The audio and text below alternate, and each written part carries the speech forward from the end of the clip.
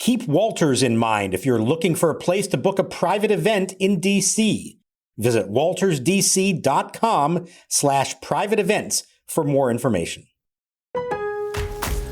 Lowe's knows to bring your vision to life, it's important to find the right color. That's why MyLowe's Rewards members get a free paint or exterior stain sample to test your look and find the perfect color to confidently refresh your space. Lowe's, we help, you save. Offer valid in-store only 6/19 through 6/25. Limit 1 per customer while supplies last. Discount taken at time of purchase. See associate for details. Program subject to terms and conditions. Details at lowes.com/terms. Subject to change.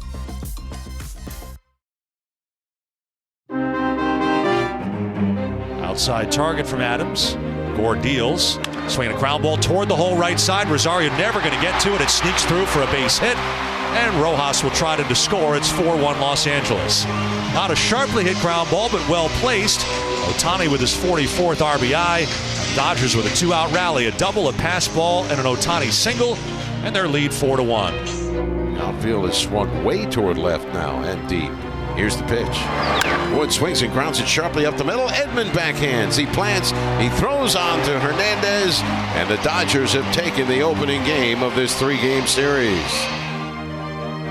And welcome to Nats Chat, along with Mark Zuckerman, who is at Dodger Stadium in Los Angeles. I'm Al Galdi, host of the Al Galdi podcast. We late night on Friday night in Game 1 of a 3-game series for the Nationals at the Los Angeles Dodgers had a marquee pitching matchup, MacKenzie Gore versus Clayton Kershaw, a left-handed starting pitcher having a breakout season versus one of the best left-handed starting pitchers, really, in MLB history. But the pitchers' duel did not quite materialize, and the Nats lost 6-5, their 12th loss in 13 games to fall to 31-45. The Dodgers now are 47-30, best record in the National League. You can find us on X at Nats_chat. You can find us on Blue Sky at Nats Chat Podcast. You can email the show, natschatpodcast@gmail.com. We have a website you can check out too, natschatpodcast.com, at which you can buy a Nats Chat Podcast t-shirt. So the Nats in this game hit 3 home runs, got a clutch pinch 2-run double by Luis Garcia Jr. The offense wasn't so much the problem, Mark, as MacKenzie Gore was. And it's odd to say that because he's been so good this season, but he in this game did struggle against one of the best teams in the majors. Yeah, and he wasn't that far off from being a lot more successful. He was not sharp. He was not at his best. He walked 4 batters that matched a career high. And he gave up the 6 runs, which was a season high for him, although one of them was unearned. But all 6 runs against him scored with 2 outs. And so he was perpetually 1 pitch away from getting out of it and putting his team in a much better position than he did. Now, as we'll get to, during one of those innings in particular, the 3rd out could have been made, and it wasn't his fault. He got a couple of ground balls that very nearly were the 3rd outs, and they didn't come through in that way. But he wasn't at his best. He knew it. He felt like he let them down somewhat. If you're going to beat the Dodgers, you're going to have to be on point, and that includes your ace on the mound having to live up to what he's been for the most part this season. He just wasn't that guy. It's a tough lineup, a couple things that didn't break his way, but he could have, with 1 or 2 pitches executed in a couple of spots, could have walked away with a very different result, I think. I feel like we've been spoiled by Gore, and so we see an outing like this, and we're like, whoa. I didn't know that could happen, but of course it can. I mean, good pitchers have bad outings. So Gore in this game, 6 runs, 5 earned in 5 2/3 innings. He gave up 7 hits, which were a home run, 2 doubles, and 4 singles. He issued 4 walks. That certainly stood out. He recorded just 4 strikeouts. That certainly stood out. He threw a good number of balls, 100 pitches, 58 strikes, 42 balls.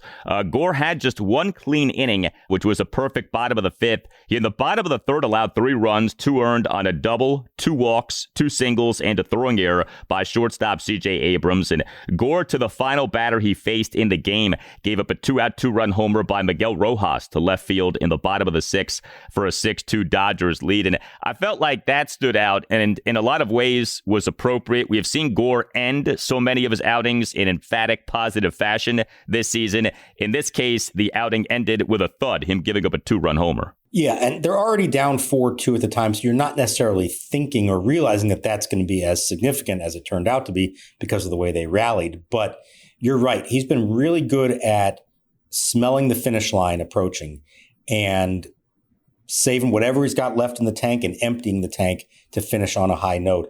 And in this case, it's the bottom of the lineup. I know it's an excellent lineup, so the Dodgers' 8-9 hitters maybe aren't comparable to a lot of teams' 8-9 hitters, but he's got 2 outs, nobody on. He walks the 8th hitter, Kike Hernandez, and then makes a bad 2-0 pitch to Miguel Rojas and pays the price for it on his final pitch of the game. And that's that little thing. And, against lesser competition, maybe you get away with it. It's not that big a deal. He gets the final out of that inning. Against a team as good as this, you got to be on point. You got to finish strong right down to your final pitch. And in this case, that did burn him because that was ultimately the difference in the game. And to the point about defense and about what could have been. So in that 3-run third for the Dodgers, you had Gore giving up 2 singles. You had a throwing error by C.J. Abrams. You also in this game had in a run scoring inning for the Dodgers, a pass ball that was charged to Riley Adams. So we did have more examples of the Nats not quite good defense this season. Right. And these were not egregious in any of those cases. The C.J. Abrams error, he made a tremendous play just to dive and get to a ball up the middle. And they tried to make a desperation flip to second base, and it didn't work. And credit to Mookie Betts, who ran hard that whole inning and helped make it possible to score not just that run that he scored, but earlier on. I think that the play that's going to stand out, and again, it's minor, but he's got first and third with 1 out, and he gets Betts to hit a chopper to the left side. And Brady House has to range to his left to get it, gets to the ball. And I don't really think it's his fault, but he's kind of like on the wrong foot from where he is as he's running. And he's got to just take a tiny split second before he can release the ball. Not a mistake necessarily, just kind of caught in the wrong spot in that split second moment. Throws to second. Amed Rosario, just the tiniest bit late on the turn. Again, not much, but just a little bit. Now, he makes the throw to first. Alfonso Marquez calls him out. Inning over. They're all good, right? Well, not quite. Dodgers challenge it. And when you watch the replay, it is a millisecond between it. But Betts did beat the throw there. And that kind of opened the floodgates for the whole inning. And again, nobody truly to blame. Rosario took some blame, saying that he should have made the turn better. Not a real simple play, and I didn't think anything was egregious about it. And credit to Mookie Betts for running hard. That may have made the difference. But boy, you get that bang, bang call to go your way. The inning is over, and a whole lot else doesn't happen after that. And so I think that's the one that will stand out. And again, you can criticize it. You can say, okay, the Nats weren't at their best defensively, and they weren't. But this wasn't some kind of egregious, awful defensive play that came back to haunt them. No, just a lot needs to go well against the Dodgers. From afar, you look at LA and there's a lot to admire. There's a lot to study. Like if you're a rebuilding team like the Nats, the Dodgers are what you want to be. And they've been this way for a long time now. And so it's not just that they're good. It's that they have been good for a decade plus at this point. And so, yeah, you almost have to be perfect to beat them, it feels like. And the Nats in this game certainly were not. The Nats bullpen in this game was good. 2 Nats relievers combined for 2 1/3 scoreless innings. Jackson Rutledge tossed 1 1/3 scoreless innings, and Eduardo Salazar tossed a scoreless bottom of the 8th, despite giving up a double and issuing a walk into wild pitch. And, it's funny, C.J. Abrams' homers in the top of the 9th cuts the deficit to 6-5, and you're saying to yourself, boy, the work of the bullpen might actually prove to be key, especially that bottom of the 8th by Salazar. Look, he got himself into quite a bit of trouble, but he navigated his way out of that, and that could have proved to be a really big deal in this game. I'll be honest, when Shohei Ohtani comes up to bat facing Eduardo Salazar in the 8th inning with a runner in scoring position, another run on first, I'm not expecting good things to happen there for Eduardo Salazar. I'm sure anybody who stayed up to that point and was still watching the game was not expecting good things. And what did he do? He struck him out with a 97-mile-an-hour high fastball. So good on Eduardo Salazar. It's one of very few good pitching performances that he's had this year. But he came through in that spot. Jackson Rutledge also came through earlier to get out of an inning. And yeah, they did keep it close. Would you have guessed that all the runs in this game would have come off of MacKenzie Gore? No, you probably would not have. But the Nats bullpen did their job to keep it close. They gave their teammates a chance, and they just missed out. They did not lose this game by much. We talked about that defensive play earlier. You're talking about offensively a couple of spots where a little thing goes their way or just come through with one more clutch hit, we might be talking about an actually really inspiring win here tonight. And instead, we're talking about a tough loss to a really, really good team. Well, so much focus lately, and justifiably so, on the Nats offense. The Nats offense in this 6-5 loss at the Dodgers late night on Friday night actually was pretty good. 5 runs, 9 hits, 3 walks. Now 1 for 8 with runners in scoring position. That was not good. But the 9 hits included 3 home runs, as well as a clutch double to go with 5 singles. The Dodgers starting pitcher Clayton Kershaw, he allowed 2 runs in 5 innings. C.J. Abrams, as mentioned, homered in the 9th. He is the Nats starting shortstop and number 1 batter. Went 2 for 4 with a solo homer, a single, and a walk. Did commit that throwing error in the Dodgers' 3-run third, but Abrams in the Nats' 1-run 9th, a 1-out full count solo homer to center field off Dodgers closer Tanner Scott to cut the Nats deficit to 6-5 despite having been down at 1.12.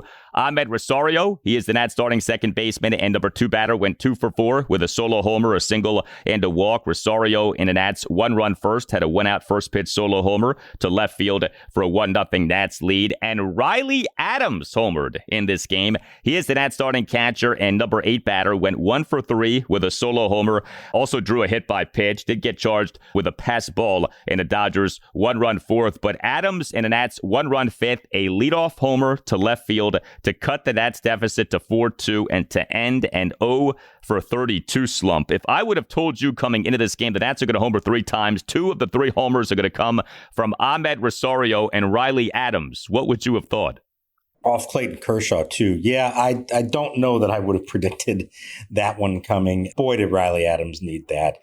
Look, he's actually getting more playing time now than he used to because Davey Martinez has realized that Keibert Ruiz is not performing, and he believes that the only way to get Adams out of his slump is to give him more at-bats and try to find some kind of rhythm, and it just had not been there for him much. I mean, his last hit was, about a month ago, and it was a home run as well, to be honest. But he tattooed that ball, so good on him for doing that. Now, his previous at-bat, he goes 5-4-3 double play to end an inning and kill a 2-on rally. One of those 1 for 8, as you mentioned, with runners in scoring position, that they didn't come through. Adams did throw out a runner in this game. He's been much better behind the plate in that regard, but as you said, also had the pass ball. He mentioned that one as well, how costly that was. So this is a guy who, he knows the situation. He knows how much he's been struggling. I'm sure deep down, he's not going to say it out loud, but I'm sure deep down he's worried about his job security. Maybe this one will do something for him and allow him to relax a little bit because, as we've seen, when he gets a hold of the ball, he does some damage. He only has 6 hits this season, but 3 of them are homers and another one is a double. So it's not a lot of contact, but when he does, it's pretty loud contact. It was notable that Adams homered in this game because earlier on Friday was a major piece on Fangraphs by Davey Andrews. Headline, quote, "The Nationals are a catching catastrophe," end quote. And there has been a lot of bad Nats news, negative Nats news lately. So I don't know how many people listening are in the mood to hear and read more negative things about the Nats. I would just say this.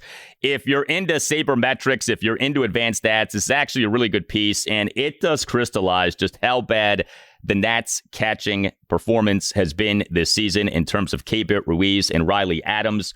Per this piece, Nationals backstops have put up minus 1.7 WAR this season, a full 1.5 worse than the Angels in 29th place.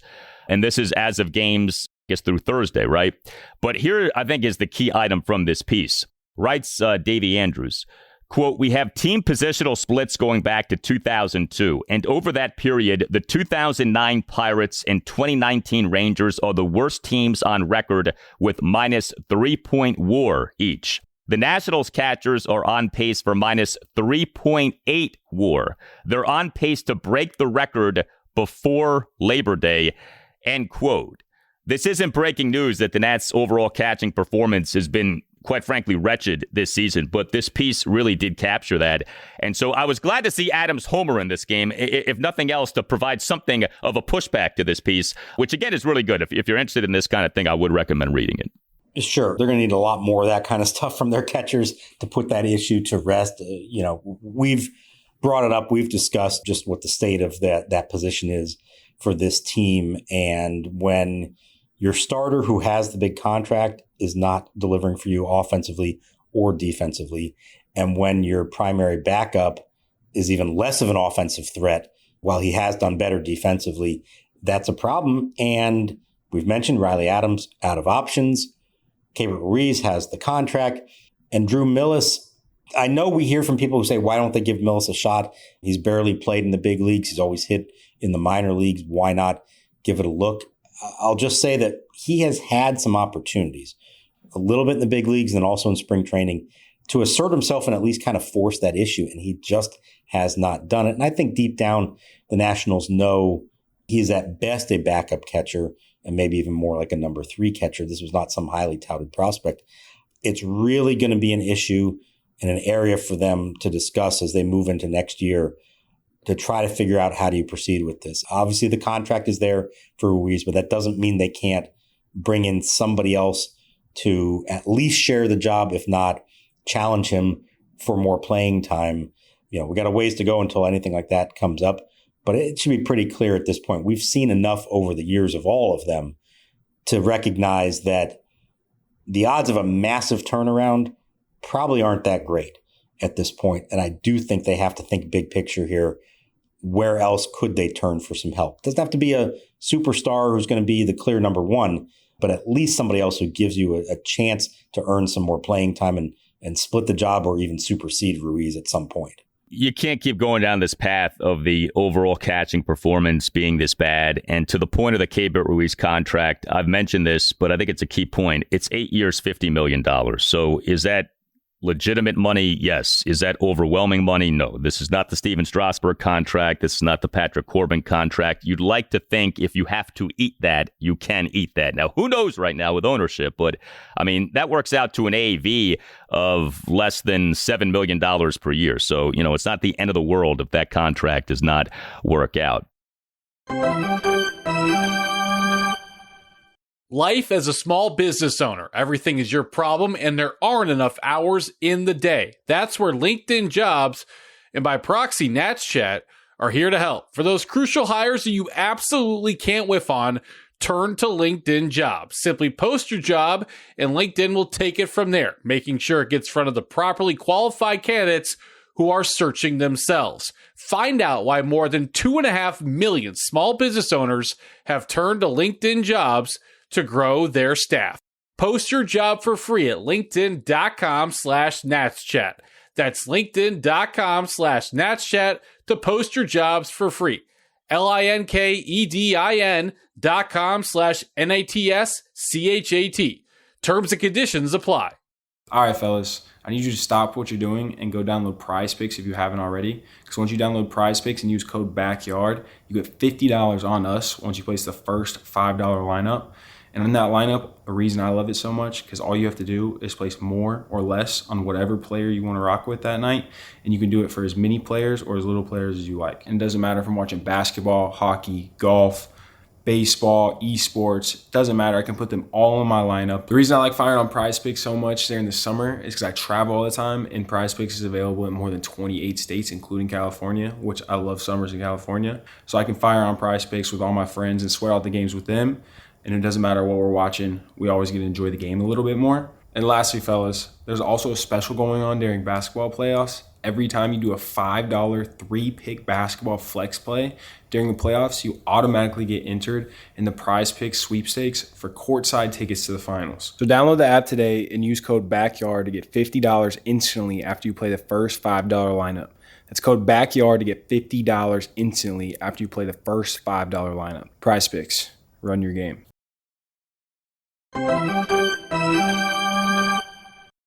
Third base side of the rubber, the letter high set. 1 strike pitch to Garcia. Swinging a line drive, base hit right field.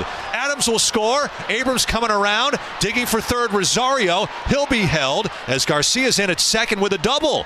And the Nationals now down 6-4.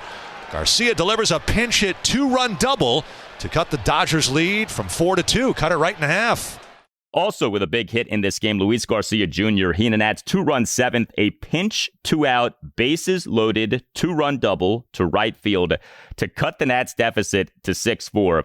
Garcia's defense has been a big problem this season, but his offense actually has been pretty good. He's third among all qualified Nats players in OPS for this regular season at 735, and he's actually second on the Nats in doubles. James Wood is number 1 at 19.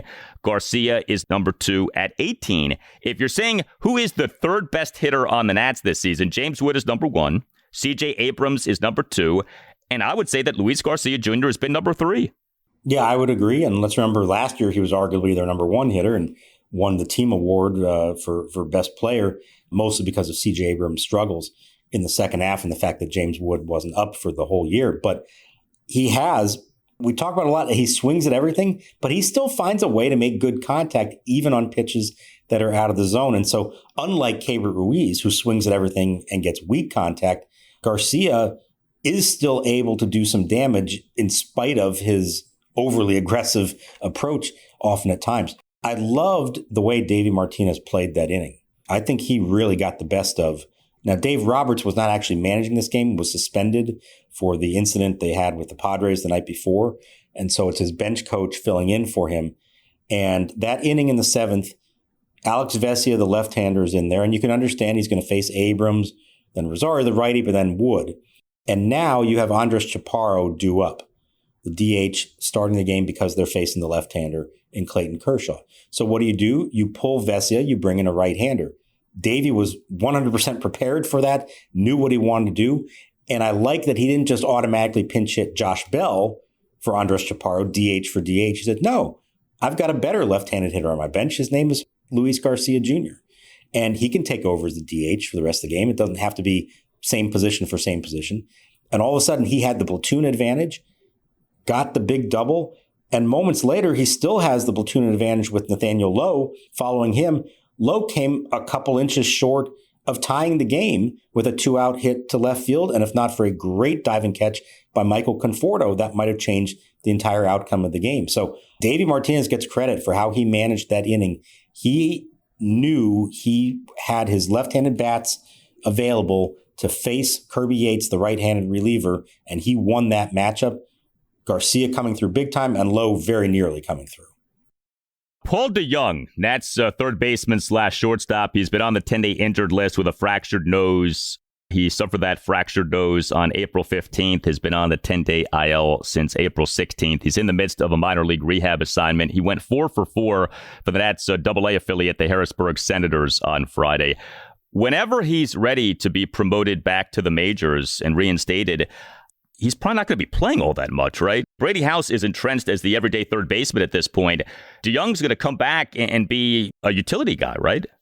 Yeah, that does sound like that's going to be the case.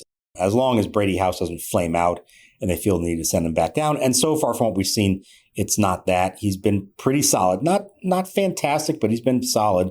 Looks like he deserves to stay up here.